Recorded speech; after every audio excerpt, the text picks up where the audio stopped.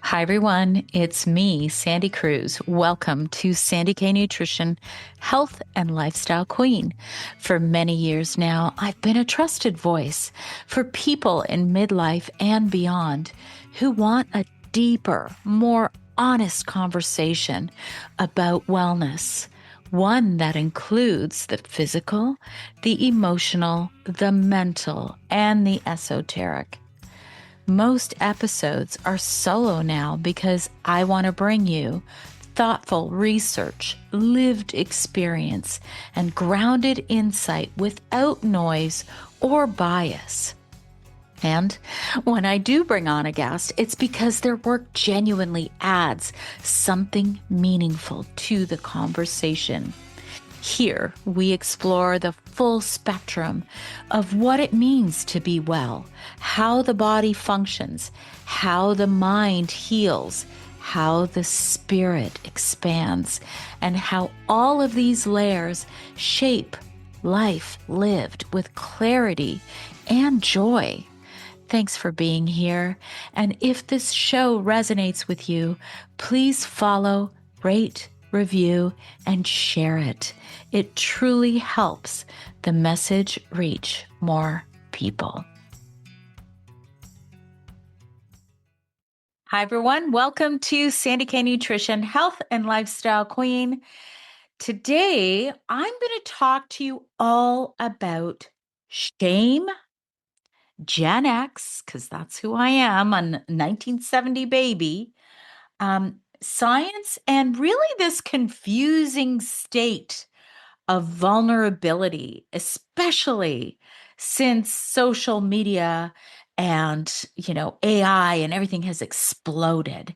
I think things have gotten very confused. I am going to bring science into this, as always.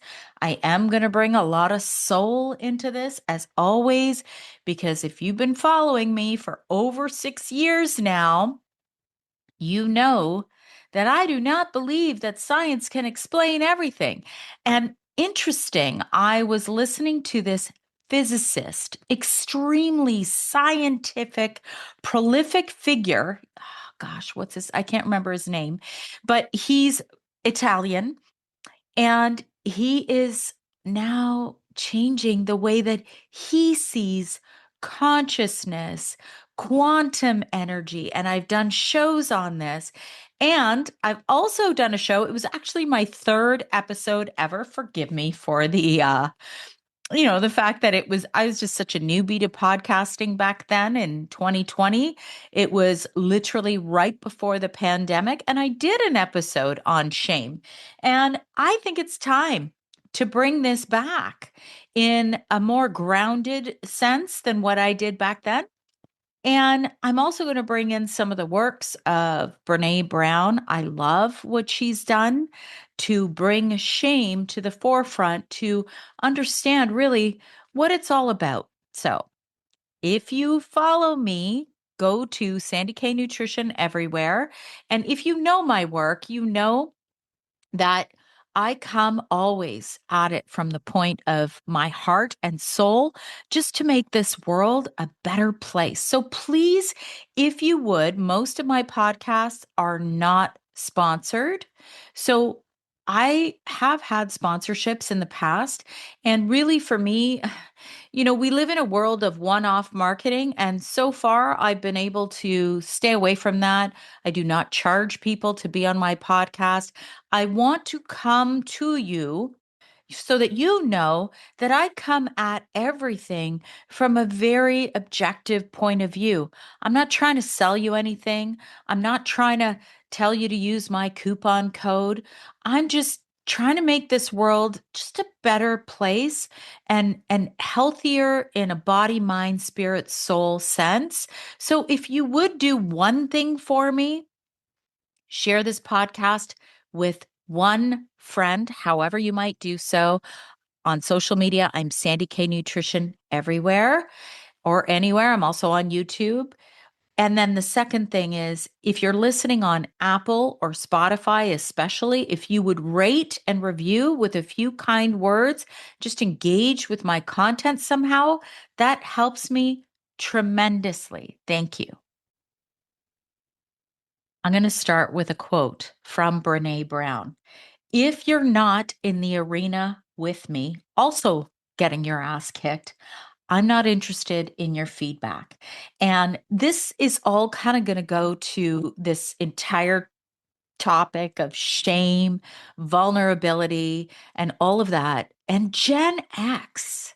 So I did a lot of research in this. So I am going to always refer to my research, but I'm also going to bring a little bit of soul in there. But I kind of, I've had a lot of people who are close to me, not close to me, people on social media you know, give a lot of their feedback. And I love that quote because it's true. Unless you understand what I do, please, don't criticize me. Don't give me feedback unless I ask for it because it's really not fair. We're not in the same playing ground. I'm going to start also with Gen X and really the emotional inheritance, I'm going to say we don't talk about. So I was born in 1970. I was born to immigrant parents who moved to Canada, who came here really without anything, suitcases. They didn't know the language. They didn't have help from the government. They had to get a job. They both worked in factories.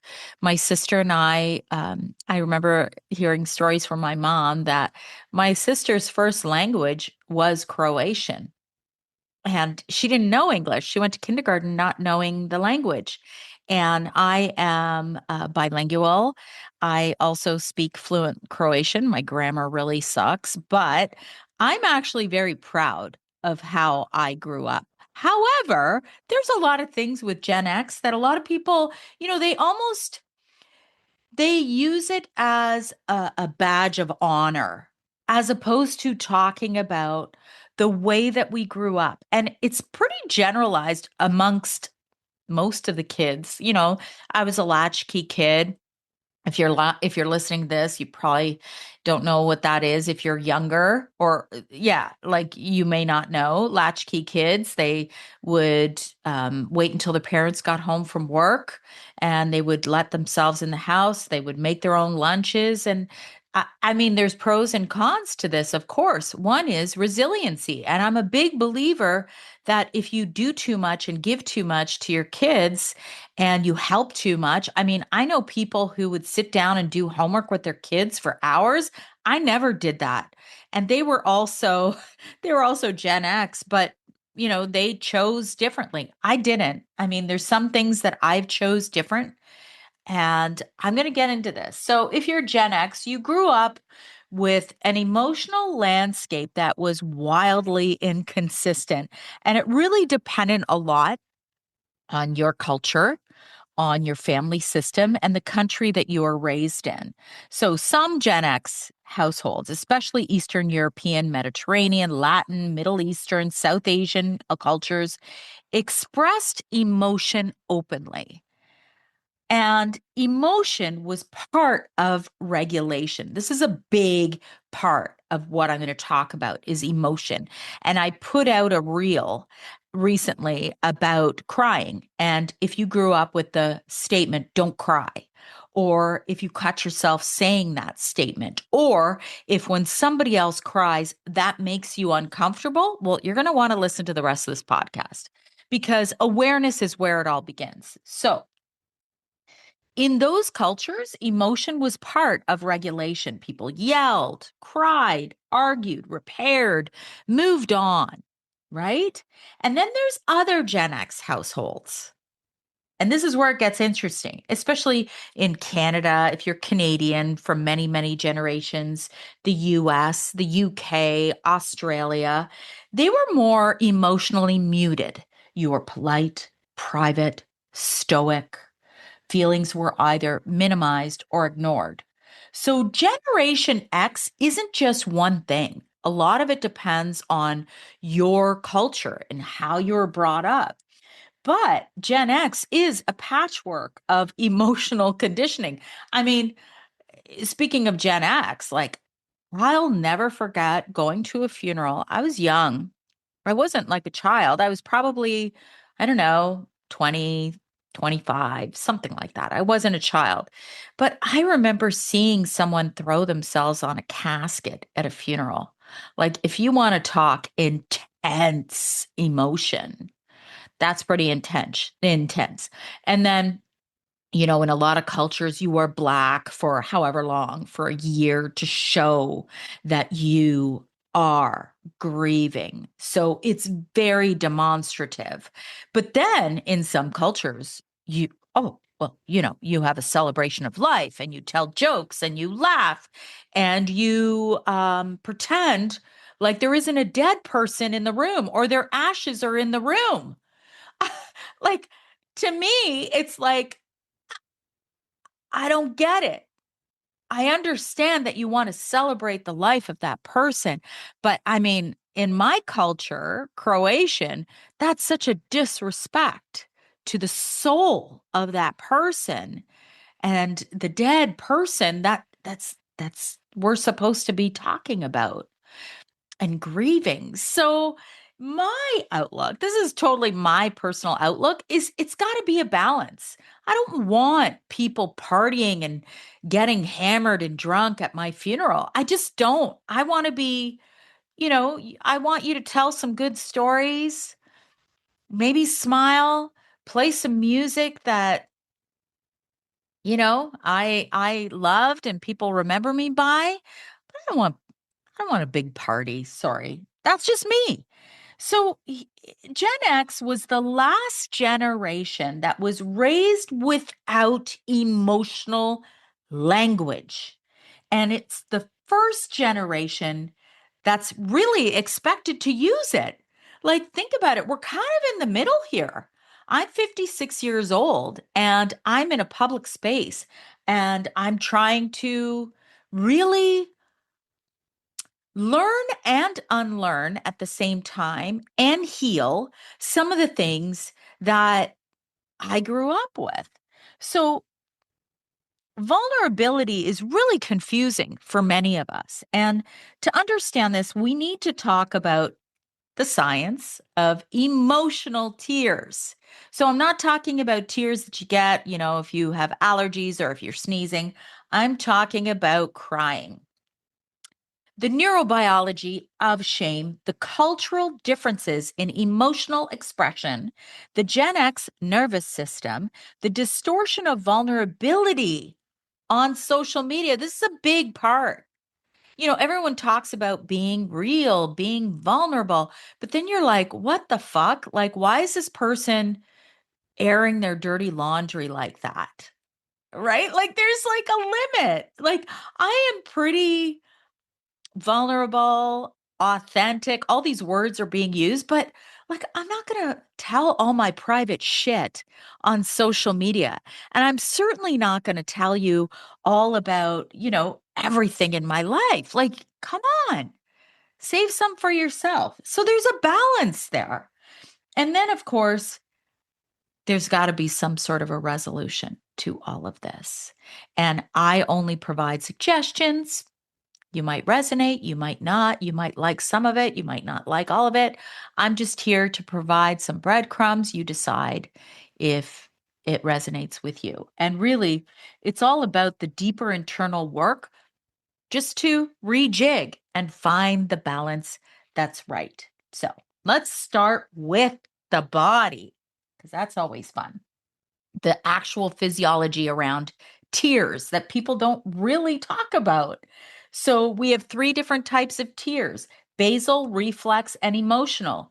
Emotional tears are chemically distinct. And it's not wellness folklore, it's biochemistry, although there is an energetic side to that as well. So, this research from biochemist William Frey found that emotional tears contain ACTH, adrenocorticotropic hormone. It's an actual hormone that is a stress hormone that's released by the pituitary when you cry. Prolactin, it is elevated during emotional arousal. Okay. So prolactin too elevated is not good. So if you're an emotional mess crying all the time, it's not good. Leucine, So, this is an endogenous opioid peptide that modulates pain. Everybody's talking about injecting themselves with peptides. We have our own. We make our own. And these are very healing for us. And this is why, you hear that for every single ailment in the world, there is a solution either within us or around us that's natural. I think I heard that once from like the Amazon rainforest, like every cure to every major disease is there. Anyway, I do believe that we hold so much power within us that we can cure a lot of these problems. So if you're one of these people that can't cry, that won't cry, all of that, I'm going to get into that too. So there is a higher protein concentration in these emotional tears, and there are electrolyte shifts that are associated with the emotional load. So, tears are part of the HPA axis, and I've talked about that many times. So, most of you know I am a registered holistic nutritionist. I do have training in biology, physiology, symptomatology, in the sciences as well, and I have many certifications. So the HPA axis, that's the hypothalamic pituitary axis, and it is major it's in the brain. It's so much of our stress response to a lot. It even gets involved in the thyroid response and signaling. So if you want to learn more about it, just look up the HPA axis. I think it's important that we understand that. So, when you cry emotionally, your body shifts into parasympathetic activation. Okay. So, parasympathetic is where a lot of us don't reside. A lot of us every day sit in sympathetic. It's where we're like firing constantly, right? So, if when we cry, the body shifts into that stage where it's like more of a healing stage. So your heart rate slows down, your breathing deepens, muscle tension drops, and cortisol begins to downshift. So crying is not about losing control. It's actually neurobiological down regulation that the body kind of says, okay, I'm going to figure out how to deal with this situation. I need to cry. I need to release. And then you can kind of move on. You see? So, if crying is a biological regulation tool, then why does it make some people really uncomfortable, but others relieved? And really, it's all about what happens in their brain. So, why do your tears what do they do to someone else's nervous system? Okay. This is really, really important. And I am going to get into Brené Brown's work shortly. So, when someone sees you cry, their brain can light up in very specific ways. So, mirror neurons simulate, sorry, your emotional state. Okay. So, there's a sensing of internal states. And then the anterior cingulate cortex activates. So the region that's involved in social pain. So your tears create a physiological echo in the other person. So how you're feeling and what you're showing creates a reaction in the other person who is witnessing it. So they feel something often before they even understand what they're feeling. And this is the bridge. So their reaction to your emotion is shaped by their emotional conditioning, not your emotional expression. And that, my friends, brings us to shame. Brene Brown she's just phenomenal. She's done so much work on the neurobiology of shame. So she defines shame as, this is a quote, the intensely painful feeling of believing that we are unworthy of love and belonging. But shame isn't just emotional, it's biological. So, shame activates the amygdala, which is that threat detection in the brain. It also activates sympathetic arousal, fight, flight, right? Remember, I was talking about parasympathetic and sympathetic. So, it can activate that fight, flight, the sympathetic, which is not good to be in that state all the time. Dorsal vagal shutdown, freeze and collapse, and then social pain networks. So the same circuitry as physical pain. So this is why shame can feel like a punch in the chest.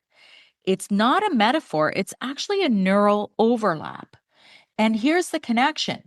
If my tears activate someone else's nervous system and their nervous system was conditioned to interpret emotion as a threat, then shame is the very first thing that fires. This is where Gen X becomes the key in this whole conversation. So, Gen X is the generation of emotional contradictions. Gen X is not emotionally uniform, which I mentioned. So, in the Eastern European households like mine, how I grew up, emotion was a regulator. People expressed, released, argued, cried, moved on. Intensity was normal, and emotional expression was part of survival.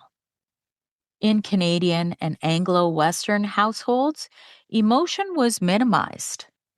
Politeness was prioritized, although politeness was big in my culture too, by the way. Children were told, calm down, be good, don't make a scene. Sometimes I'd get that too. Emotional expression was seen as weakness or inconvenience. How about don't cry? How many times have you heard don't cry? So here's the shared Gen X experience. No one explained why emotions happen. Of course not. No one taught emotional literacy. No one modeled repair. What happens when you do yell or you do freak out and cry? No one taught shame resilience. No one taught nervous system regulation. That's for fucking sure.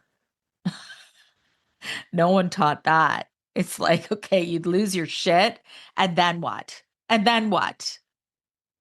How do you regulate after that? Trust me, you know, I've been the queen of this sort of talk for years. So the Gen X group grew up with emotional expression in some homes, emotional suppression in other homes, but almost no emotional education anywhere. That's Gen X.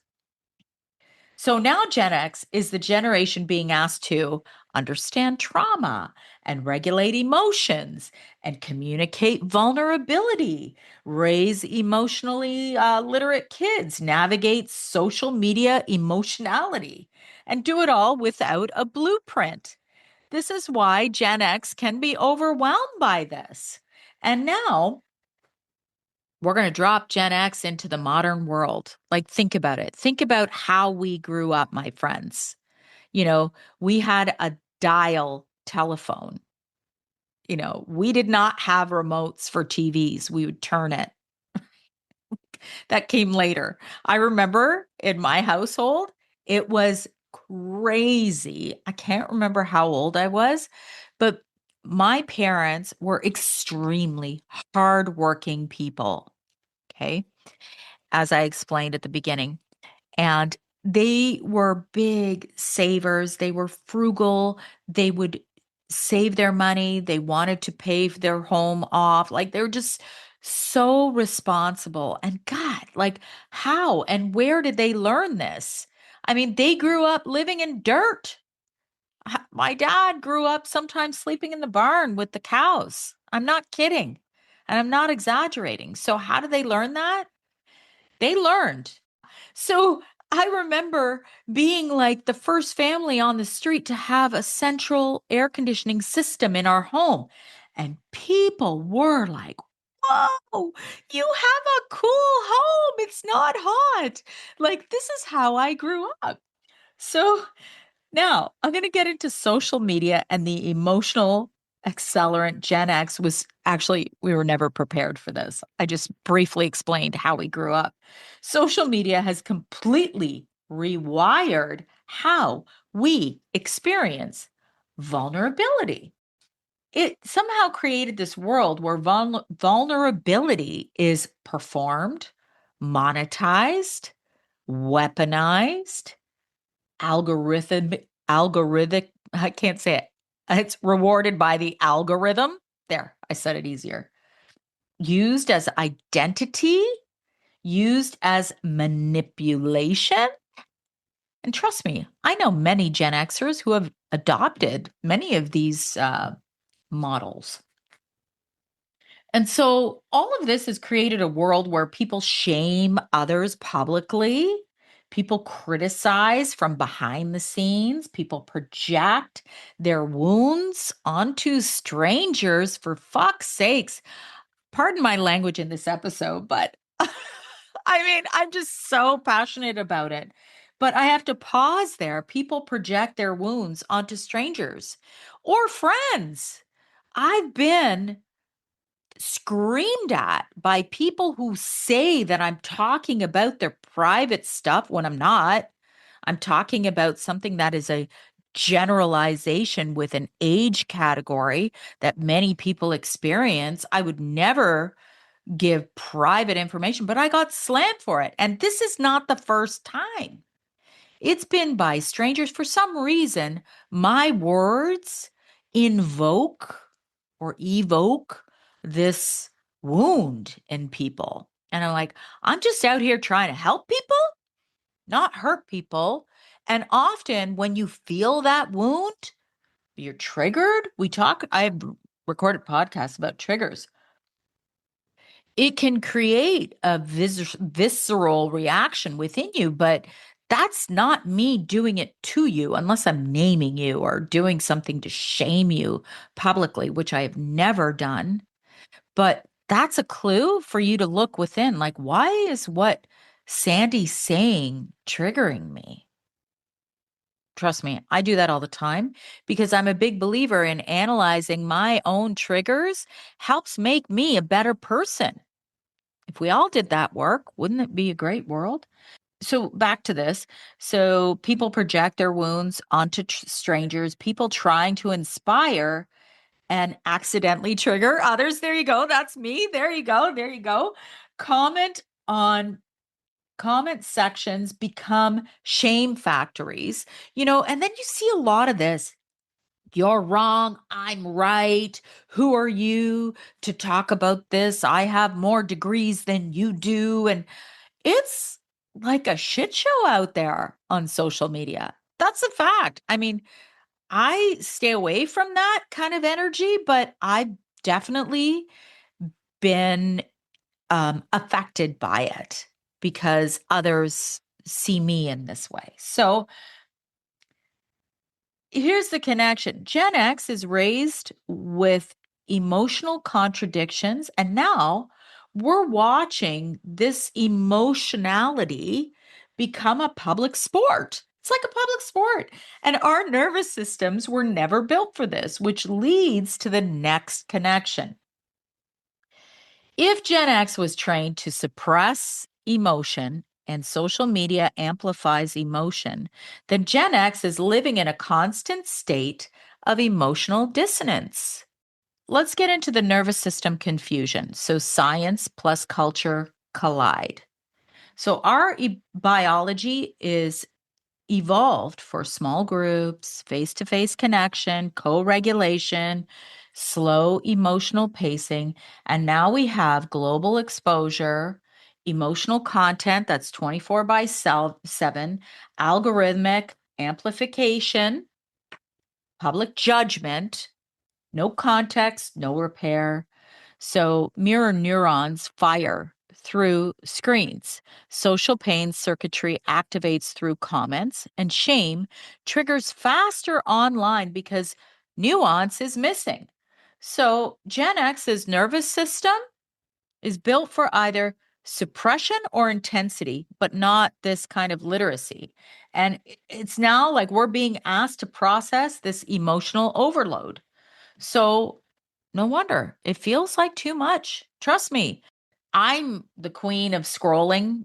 I will never say I'm not. I do that, but often I do it, I guess, just to laugh.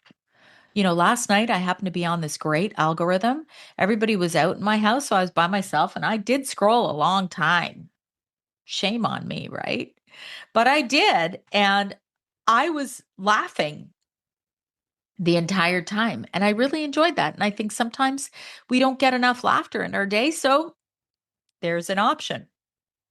So the resolution: how can Gen X finally find balance? Because this is what it's about.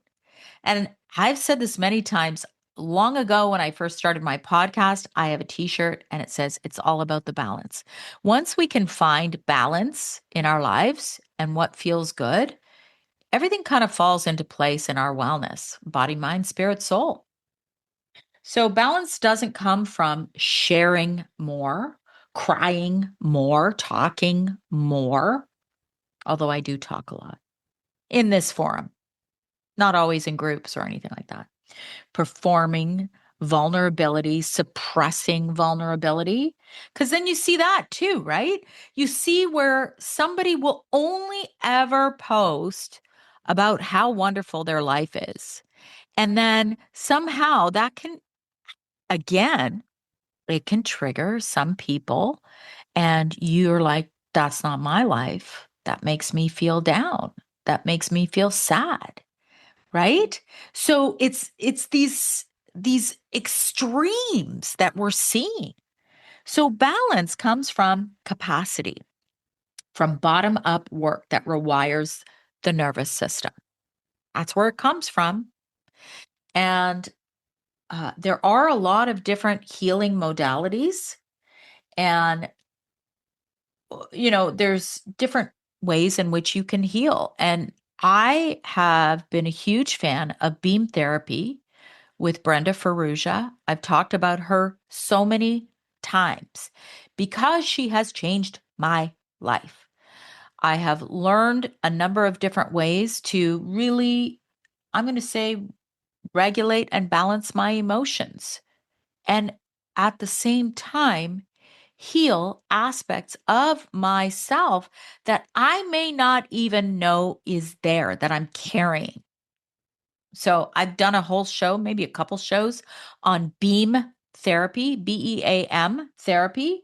Brenda is the only person I know who does this. It was developed by a medical doctor, and beam therapy works with implicit memory, stored emotional charge, survival patterns, autonomic dysregulation, shame imprints. And a lot of this is sitting there in your subconscious.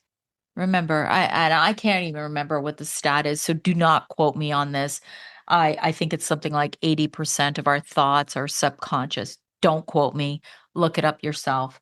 But really, you know, I I I do believe there is a place for talk therapy. I do believe it depends on the therapist that you're working with. I have also done EMDR on things that I have found somewhat traumatic in my life. And I'll give you an example. This is a really good example. And work with a practitioner, therapist who knows EMDR. I did it myself because I felt equipped enough to do this. Here's an example of where EMDR can really be helpful. When my daughter was diagnosed with cancer, a lot of these aspects of what we went through, and really a lot of it was me by myself, because I was at home. I decided to quit my career and be home with my kids. My husband had to earn a living. So a lot of times I would do these things on my own. And EMDR is a great option for if you have almost like a visceral reaction to a situation and you know it's there, but you can't really break it. So, one of the things that I worked on in the past is this memory where I would go into the MRI with her, and she was 5 years old, and they would put these weights on her chest, and it was hard for her to breathe. See, like I'm still emotional about it, but I'm not, in a puddle on the floor over it anymore. But the sound of the MRI and that visual played over and over and over again in my brain. And so this is a good example of when EMDR is useful to try and break that visceral reaction. Because remember, I talked about the sympathetic and the parasympathetic nervous system. If you're constantly in that sympathetic state, it can affect your health drastically in many different ways. And then there's, somatic work. A lot of people are really into that. So you have to do what resonates. See Brenda for beam therapy. If you're like, I don't know, I have a problem, or every time my spouse cries, I get angry. Well, whoa, let's break that down. Why would that be? Because when I see somebody cry, I want to hug them. So these are things that I'm really trying to get into the crux of, like the triggers and just this dysregulation of emotions and shame and, the way that we grew up so differently. And even, I've done podcasts about marriages and, there's so many different ways that people express. And this is why I always say you got to do your own work. But really, the fact is that balance looks like shame literacy. You understand it, you get it. More self awareness. People hear that term a lot, but they don't really get it. And I have heard unaware self aware, like unaware people say, oh, well, she has no self awareness. And it's just like, I just sit there quietly going, yeah, okay. So then there's emotional boundaries, accountable vulnerability, nervous system regulation, trauma informed integration. So it's not performance, it's not collapse, and it's not suppression. It's integration. So I'll give you an example. If I have an argument with somebody, or no, not even that. If somebody says something who's a complete stranger on social media and it creates a bit of a reaction in me, instead of immediately commenting and going, you're wrong, I'm right, blah, blah, blah, I'm going to do a post about how wrong you are and shame you. You see what I'm saying? You can break the cycle and say, why is what this person's saying having an effect on me? Like, what do I need to look at? And then you worry about working on you, not trying to change their opinion, not trying to change their view, not trying to show that you're better or smarter or whatever. Until you do some of the work, you might not get there. People talk about journaling. People talk about, there's so many different tools. There's meditation, walking in nature. There's without headphones. There's so many different things. Now, I have to touch on this one aspect because there is a medical reason why some people don't show emotion.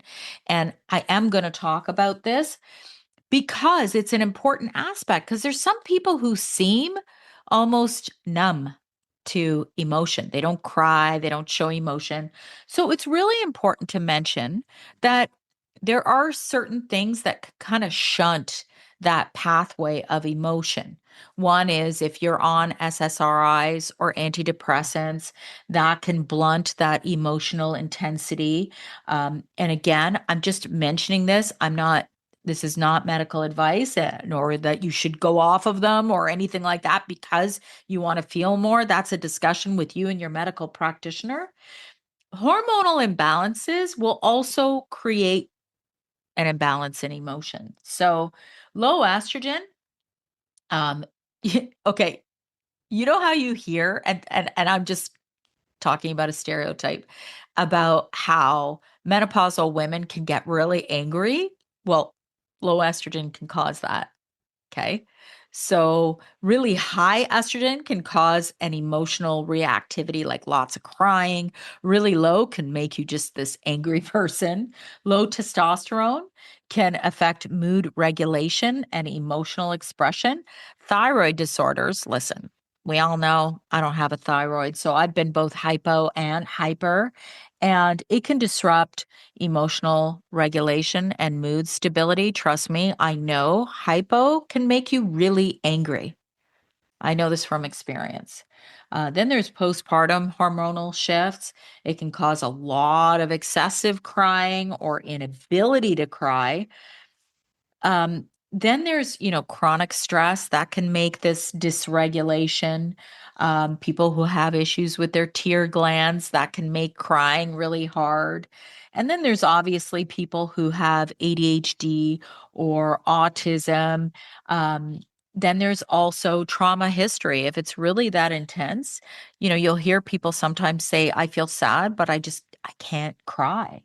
So I want to make sure that I don't disclude these people, because that's a discussion with you and your practitioner on, why you don't cry or why you don't show a lot of emotion. And maybe you're just that person who just doesn't. Okay. So, there's all sorts. So when you cry, or when someone else cries, or when you see vulnerability online, there's a lot more happening than just emotion. So there's biochemistry, there's brain circuitry, there's the whole Brené Brown and shame research that's playing out in real time. There's Gen X's emotional inheritance, and it's very culturally complex. And then there's the whole digital culture that has made vulnerability both a buzzword and a battlefield. So the work now isn't to perform vulnerability online. It's to understand your own system and choose vulnerability from a grounded place versus a wounded one, attention seeking, all of that. Like, that's really the work that you can go and do. I've given you a few options. You can get in touch with Brenda. You can also learn about EFT, emotional tapping. That's also powerful. There's a bunch of different tools that you can put into your own toolbox, and share this podcast with another Gen Xer and see if it resonates with them, and if it maybe might make this world just a little bit better to live in. Thank you so, so much for being here. Love it. I love doing this. And I really appreciate you all who come and show up each and every week. Thanks. I hope you enjoyed this episode. Be sure to share it with someone you know might benefit. And always remember, when you rate, review, subscribe, you help to support my content and help me to keep going and bringing these conversations to you each and every week. Join me next week for a new topic, new guest, new exciting conversations to help you live your best life.